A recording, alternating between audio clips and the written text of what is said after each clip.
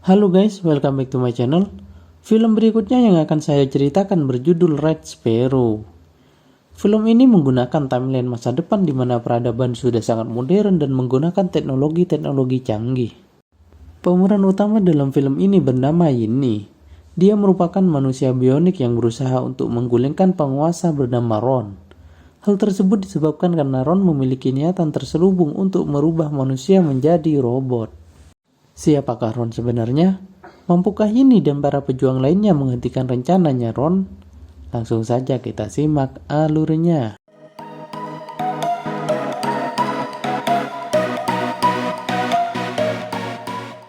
Film ini diawali dengan perkumpulan sekelompok pejuang yang sedang bersembunyi di bukit dari kejaran penguasa yang bernama Ron. Mereka semua sedang melakukan rekayasa genetik pada DNA manusia. Dengan bantuan Profesor Jenius Yinna, mereka berusaha menciptakan manusia biotik pertama dalam dunia cyborg. Saat proses kelahiran bayi bionik pertama akan tiba, tiba-tiba tempat persembunyian tersebut diserang oleh kelompok Ron. Pertempuran pun tak terhindarkan. Pasukan penjaga yang disergap tidak mampu berbuat banyak dan akhirnya tumbang satu persatu. Mengetahui adanya penyergapan, para pejuang langsung mengaktifkan sistem pertahanan dan menembakkan rudal kepada para kelompok Ron. Awalnya para pejuang mampu menahan serangan dari kelompok Ron. Namun saat pasukan udara kelompok Ron muncul, satu persatu pertahanan pejuang dihancurkan. Ditambah lagi para pesawat kelompok Ron melepaskan robot yang kemudian dengan mudah membantai habis pasukan pejuang. Berada dalam kondisi terdesak, akhirnya pasukan pejuang mempercepat proses rekayasa genetik agar bayi bionik tersebut bisa segera lahir. Di sisi lain, pertempuran terus berlangsung. Para pasukan kelompok Ron mulai memasuki markas pejuang. Para pejuang kemudian mengambil langkah tegas dengan menutup pintu masuk ke ruang persalinan bayi bionik tersebut. Akhirnya bayi bionik pertama dapat lahir dengan selamat. Namun karena kelompok Ron sudah hampir berhasil masuk, akhirnya bayi tersebut diluncurkan menggunakan escape pod agar dapat kabur dengan selamat. Sementara para pejuang berusaha menghadapi kelompok Ron hingga akhirnya terbunuh satu persatu. Scene pun berganti, di mana setelah beberapa tahun kemudian, bayi bionik yang diluncurkan kini telah tumbuh menjadi sosok wanita cantik yang tangguh dan mandiri. Wanita tersebut bernama Yinny.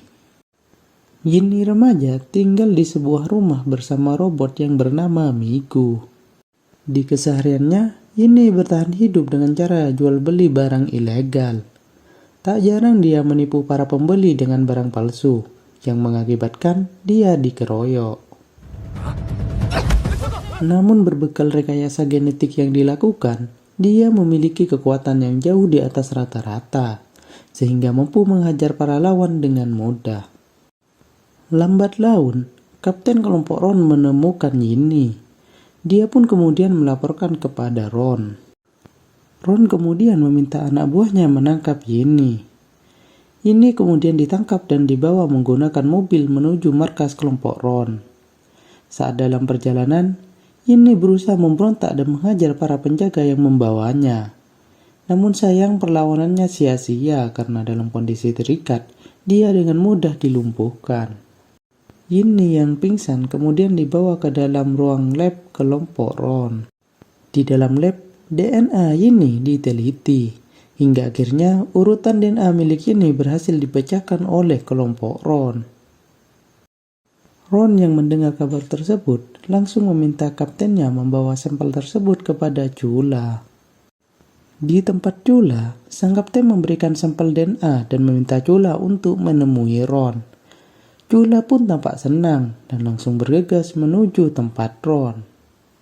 Scene pun berganti, di mana Yinny mulai tersadar dari pingsannya.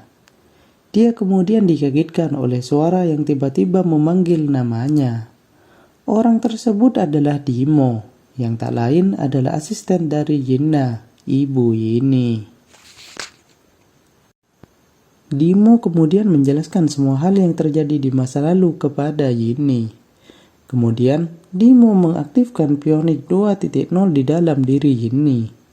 Hal tersebut menyebabkan kekuatan khusus yang ada di dalam Yinni dapat aktif. Awalnya Yinni tidak percaya dan menganggap Dimo membodohinya. Saat percakapan berlangsung, tiba-tiba Chula datang dan mendekati Yinni. Chula kemudian menyuntikkan cairan ke tubuh Yinni. Namun akibat mode pionik 0.2 pada tubuh Yinni telah diaktifkan, akhirnya cairan tersebut tidak berpengaruh pada tubuh Yinni.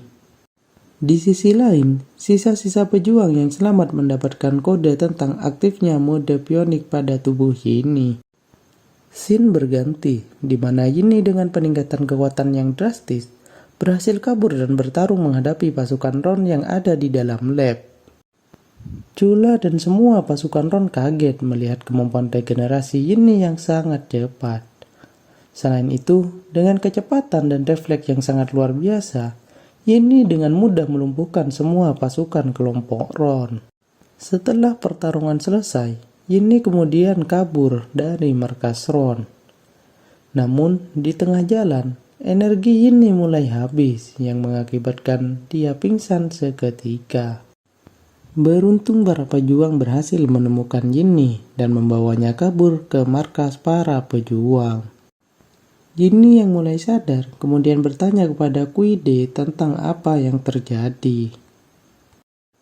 Kuide kemudian menjelaskan kepada Yinni bahwa dia sekarang berada di markas pejuang yang disebut Guardian Angels. Kuide juga menjelaskan tentang asal-usul Yinni dan semua hal yang terjadi antara kelompok Ron dan para pejuang Guardian Angels. Yinni awalnya ragu dan masih mengira bahwa Kuide juga merupakan anggota kelompok Ron. Namun setelah diceramahi dan melihat korban jiwa saat proses penyelamatannya, akhirnya Yinni mulai mempercayai Kuide dan Guardian Angels lainnya. Melihat banyaknya korban, Yinni pun merasa bersalah. Scene berganti di mana Chula mulai meneliti sampel DNA milik Yinni. Chula bertujuan untuk membuat pasukan pembunuh yang memiliki DNA dan kemampuan seperti Yinni. Di sisi lain, untuk pertama kalinya Yinni bermimpi dengan seorang wanita. Karena penasaran, akhirnya dia bertanya kepada Kuide. Kuide pun menjelaskan bahwa wanita tersebut adalah Yinna atau ibunya Yinni yang muncul akibat transmisi impuls saraf. Yinni pun melanjutkan dengan bertanya keberadaan ibunya sekarang. Dengan berat hati, Kuide mengatakan bahwa ibu Yinni dan hampir seluruh anggota Guardian Angels meninggal akibat menyelamatkan Yinni. Kuide juga menjelaskan bahwa tujuan pengorbanan para Guardian Angels adalah demi sebuah misi kemanusiaan. Mereka semua rela mati demi menghentikan kelompok Ron yang berusaha membuat manusia menjadi robot. Di sela obrolan keduanya, datang anggota Guardian Angels yang mengatakan bahwa mereka kekurangan logam cair untuk perbaikan mesin yang rusak. Yinni yang sebelumnya sering melakukan transaksi ilegal logam cair, menawarkan diri untuk membantu Kuide. Yinni kemudian mengajak Kuide ke suatu tempat untuk menemui seseorang. Yinni membawa Kuide menemui Quark yang merupakan penjual senjata ilegal.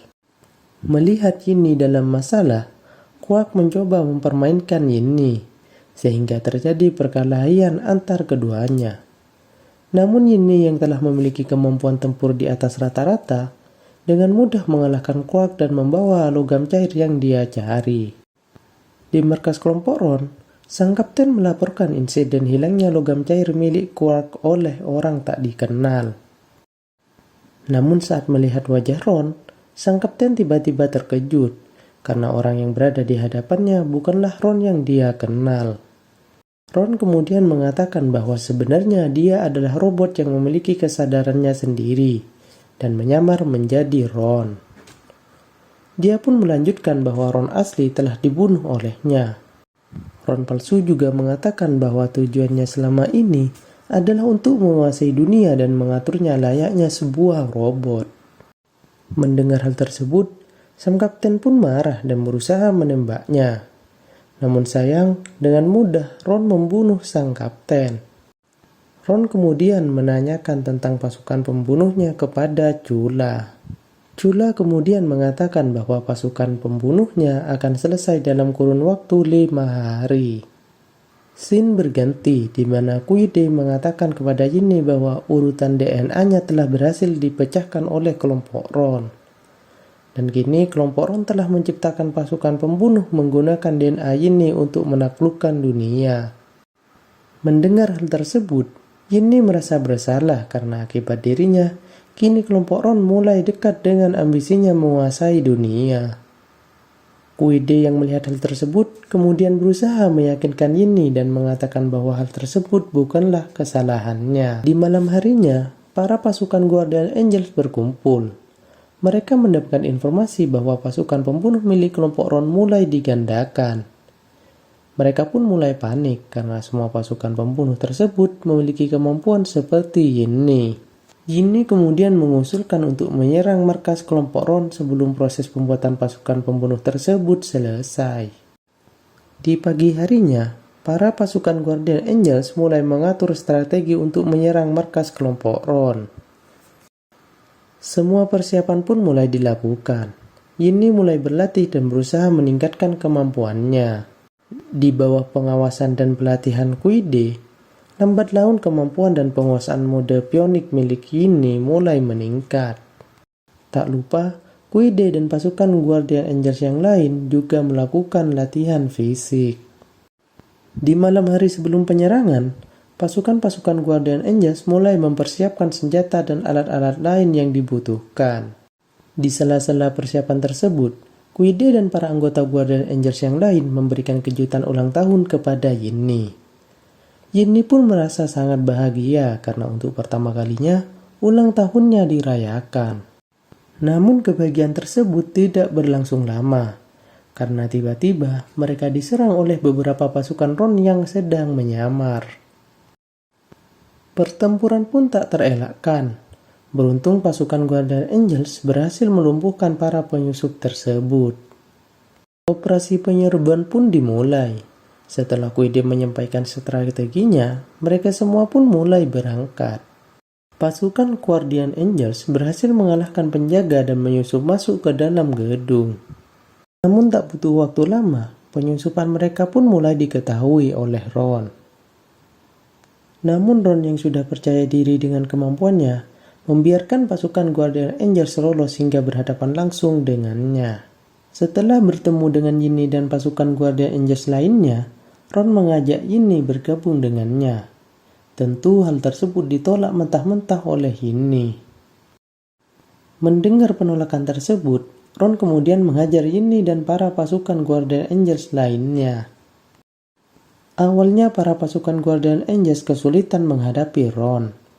Namun kemudian mereka mampu menambahkan meriam yang membuat tubuh Ron hancur berkeping-keping.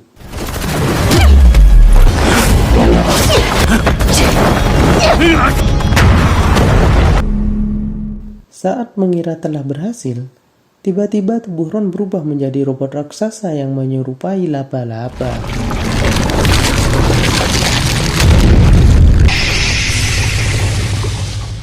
Robot Ron tersebut berhasil melumpuhkan para Guardian Angels hingga akhirnya menyisakan Yinni saja.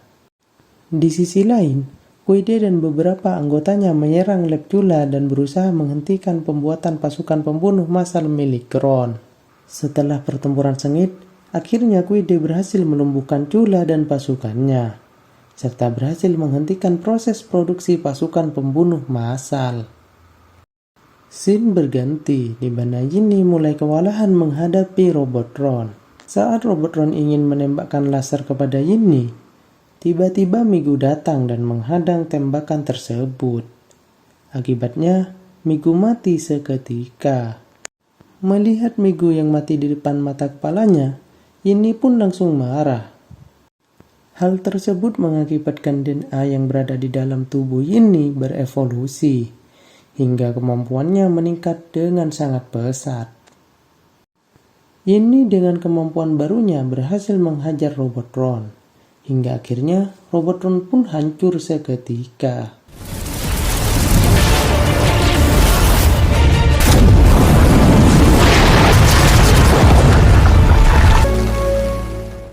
Dan film pun selesai.